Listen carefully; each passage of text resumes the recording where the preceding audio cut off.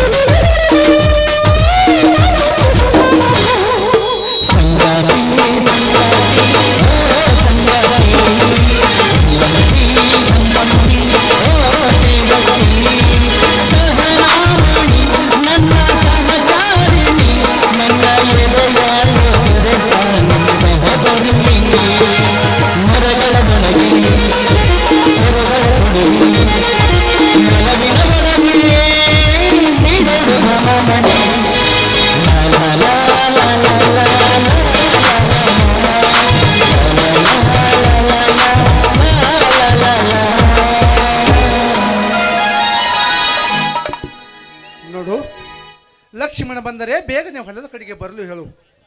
ಅವನು ಬಂದ ನಂತರ ನಾನು ಸ್ವಲ್ಪ ಪೇಟೆಗೆ ಹೋಗಿ ಸೂರ್ಯಪಾನ ಮಾರಿಕೊಂಡು ಬರುತ್ತೇನೆ.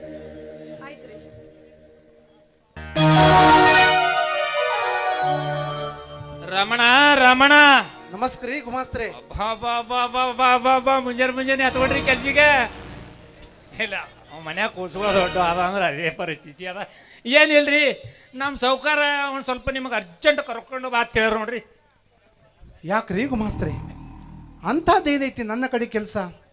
ಆಯ್ತು, ಸೌಕಾರ ಹೇಳಿ ಕಳಿಸ್ಯಾರಂದ ಬಳಿಕ ನಾನು ಖಂಡಿತವಾಗಿ ಬಂದು ಭೇಟಿ ಆಗ್ತೀನಿ ರೀ. ಬರೇ ಬಂದ್ರೆ ನಡೆಯಲ್ಲಪ್ಪ, ಗಂಟು ತೊಗೊಂಡು ಬರ್ಬೇಕಾಗ್ಯದ ಅಲ್ಲಿ. ನೀವು ಚಿಕ್ಕವ್ರಿದ್ದಾಳೆ, ನಿಮ್ಮಪ್ಪ 5 ಲಕ್ಷ ರೂಪಾಯಿ ಸಾಲ ಮಾಡ್ಯಾನಲ್ಲ, ಅದು ಪುಸ್ತಕದಾಗ ಹಂಗೆ ಅದ. ಅದು ವಿಷಯ ನಿನಗೆ ಹೇಳಿ ಬಾ ಅಂತ ಹೇಳ್ಯಾರ, ನಾ ಬಂದಿರಿ. ಗುಮಾಸ್ತ್ರೆ, ನಾನು ಚಿಕ್ಕವನಿದ್ದಾಗ ನಮ್ಮ ತಂದೆ ಮಾಡಿದ ಸಾಲವನ್ನು ಪ್ರತಿ ವರ್ಷ ನಾನು ನಮ್ಮ ಹೊಲದಿಂದ ಬರುವ ಬೆಳೆಯನ್ನು ಮಾರಿ ಆಗಲೇ ತೀರಿಸಿದ್ದೇನೆ. ಮತ್ತೆ ಈಗ ಇನ್ನೂ ಸಾಲ ಇದೆ ಎಂದರೆ ನಾನು ಎಲ್ಲಿಂದ ಕೊಡಬೇಕು? ಗುಮಾಸ್ತ್ರೆ, ಏನು ತೀರಿಸಬೇಕು? ನೀ ಕೊಡಬೇಡ, ನಾ ಇಟಾಗಿ ಬಜ್ಜಿವ ಮುಟ್ಟಸ್ತ ತಾಳೆ ತರ್ಲಿಕ್ಕೆ ಬರ್ತದ ಮಕ್ಕಳೇ, ಕುಡ್ಲಿಕ್ಕೆ ಬರಲ್ಲ ನೋಡಪ್ಪ. ಅದೇನು ನನಗೆ ಸುದ್ದಿ ಕೋನಿಲ್ಲ. ನಮ್ಮ ಸಾವ್ಕಾರ ಹೇಳ್ಯಾರ ಇದು ವಿಷಯ ತಿಳಿಸ ಬಾ ಅಂತೇಳಿ ಬರೋದು ಬಿಡೋದು ನಿಮ್ಮ ಕಡೆ ಬೈ ಜರ ಕಳಿಸಿರಿ ಕೂಳು ತಿಂದಾರಿ ಇಲ್ಲ ಕೂಳು ತಿನ್ಸೆ ಕಳಿಸಿರಿ ಜರ ಕೆಲಸ ಭಾಳ ಅದ ನಾ ಬರ್ತಿಂತಮ್ಮ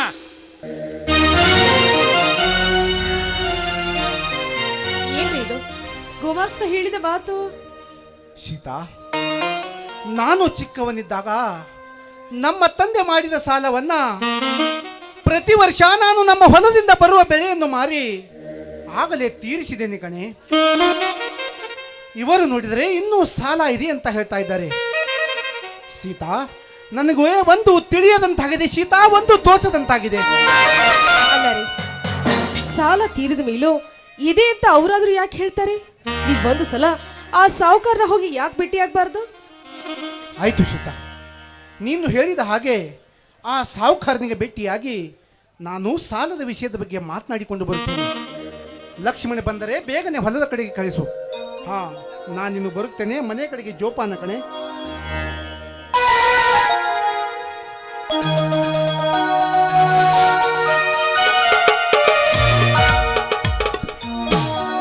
ಅತ್ತಿಗೆ ಅತ್ತಿಗೆ ಬಾರಪ್ಪ ಬೈದುನ, ಈಗ ಬಂದಿಯಾ?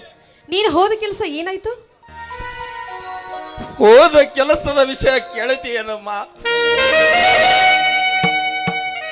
ನಮ್ಮಂತ ದರಿದ್ರ ಬಡವರು ಎಷ್ಟು ಕಲಿತು ಡಿಗ್ರಿ ಮುಗಿಸಿದ್ರು ಲಂಚವೆಂಬ ಮಂಚ ಏರಿದ ಈ ಕ್ರೂರ ಸಮಾಜದಲ್ಲಿ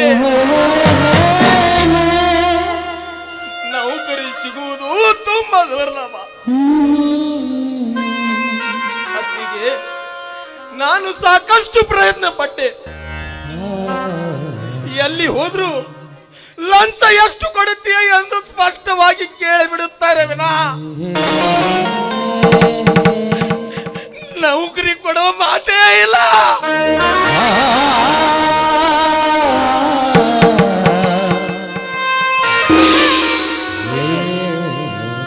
ಯಾಕಪ್ಪ ಹೀಗೆಲ್ಲ ಮಾತಾಡ್ತೀಯ?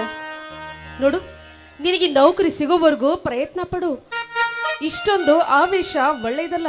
ಅಷ್ಟಕ್ಕೂ ನಿನಗೇನು ಮಹಾ ವಯಸ್ಸಾಗಿದೆ ಈಗ. ನೋಡು, ನಿನ್ನ ಪ್ರಯತ್ನಕ್ಕೆ ತಕ್ಕ ಫಲ ಸಿಕ್ಕಿ ಸಿಗುತ್ತೆ. ಅತ್ತಿಗೆ ಅಮ್ಮ, ನನ್ನ ಕಷ್ಟಪಟ್ಟು ಕೂಲಿ ನಾಲಿ ಮಾಡಿ ನನಗೆ ಓದಿಸಿ ವಿದ್ಯಾವಂತನಾಗಿ ಮಾಡಿದ. ಕೊನೆಯದಾಗಿ ಯಾವುದೊಂದು ನೌಕರಿ ಮಾಡಿ ಈ ನನ್ನ ಕಷ್ಟದಲ್ಲಿ ಸಹಭಾಗಿ ಆಗಬೇಕೆಂದರೆ ಆ ದೇವರು ನನಗೊಂದು ನೌಕರಿ ದಯಪಾಲಿಸಲಿಲ್ಲ. ಅಂದಾಗ ನಮ್ಮಂತವರು ಈ ಭೂಮಿಯ ಮೇಲೆ ಬದುಕಬಾರದಮ್ಮ,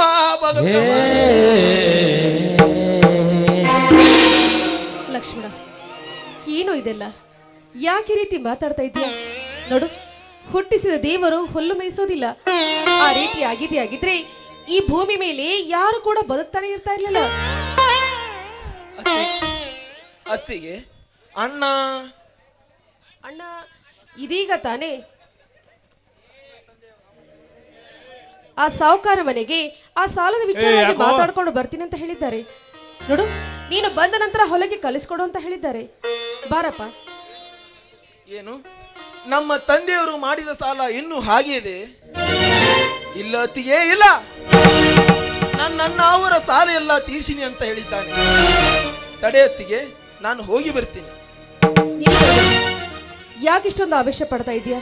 ನೋಡು, ಆತರ ಒಳ್ಳೇದಲ್ಲ. ನಿಮ್ಮ ಅಣ್ಣ ಬಂದ ನಂತರ ಎಲ್ಲ ವಿಷಯ ತಾನಾಗಿ ಗೊತ್ತಾಗುತ್ತೆ. ನೀನು ಊಟ ಮಾಡಿ ಮೊದಲು ಹೊಲಕ್ಕೆ ಹೋಗು. ಊಟ ಬೇಡ ಅತ್ತಿಗೆ, ಅಣ್ಣ ಬಂದ ನಂತರ ಇಬ್ರು ಕೂಡಿಯೇ ಊಟ ಮಾಡ್ತೀವಿ. ಪ್ರಸಾದ ಶಾಂತ. ಅಬ್ಬ, ನನ್ನ ಮನಸ್ಸಿಗೆ ಈಗ ಸಮಾಧಾನವಾಯಿತು. ಅದಿರ್ಲಿ, ಶಿಲ್ಪಾ ಗೆಳತಿ ಮನೆಗೆ ಹೋಗಿ ಬರ್ತೀನಿ ಅಂತವಳು ಇಷ್ಟೊತ್ತಾದ್ರೂ ಬಂದಿಲ್ಲ. ಎಲ್ಲಿ ಹೋಗ್ಲೋ ಏನೋ.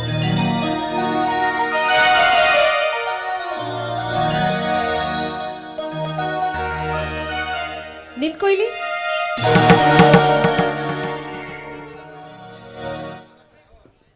ಅತ್ತಿಗೆ, ಏನತ್ತಿಗೆ? ನೋಡು, ಇಲ್ಲದ ಕುಂಟನೆಪ ನನ್ನ ಹತ್ರ ಹೇಳ್ಬೇಡ. ಅತ್ತಿಗೆ, ಅದೇನೆಂದರೆ ನಾನು ಬೇಗನೆ ಬರಬೇಕಂತ ಮಾಡಿದ್ದೆ. ಅದು ಏನೆಂದರೆ ಅದು ಅಲ್ಲಿ ಅತ್ತಿಗೆ ಏಕದಿಗೆ ಏನೇನೋ ಮಾತಾಡ್ತಿದ್ದೀರಾ? ನಾನೇನು ತಪ್ಪು ಮಾಡಿದ್ದೀನಿ? ನೋಡು, ನೀನೇನ್ ತಪ್ಪು ಮಾಡಿಲ್ಲ. ಚಿಕ್ಕವಳು ಅಂತ ನಿನ್ನ ಮುದ್ದಾಗಿ ಬೆಳೆಸಿ ಕಳಿಸ್ಕೊಟ್ಟಿದ್ದೀವಲ್ಲ, ಅದೇ ನಾವು ಮಾಡಿರೋ ತಪ್ಪು. ಇದೇನೇ ಮಾತಾಡ್ತಿದ್ದೀಯಾ ಅತ್ತಿಗೆ? ನನ್ನ ಗೆಳತಿಯ ಮನೆಗೆ ಹೋಗಿದ್ದೆ, ಇದು ತಪ್ಪಾ? ನೋಡಮ್ಮ, ತಪ್ಪು ಅಂತ ನಾನು ಹೇಳ್ತಾ ಇಲ್ಲ. ಆದ್ರೆ ವಯಸ್ಸಿಗೆ ಬಂದವಳು ಸಮಯಕ್ಕೆ ಸರಿಯಾಗಿ ಮನೆಗೆ ಬರಬೇಕು, ಹೆಚ್ಚು ಹೊತ್ತು ಹೊರಗಡೆ ಇರಬಾರ್ದು ಅಂತ ಹೇಳ್ತಾ ಇದ್ದೀನಿ.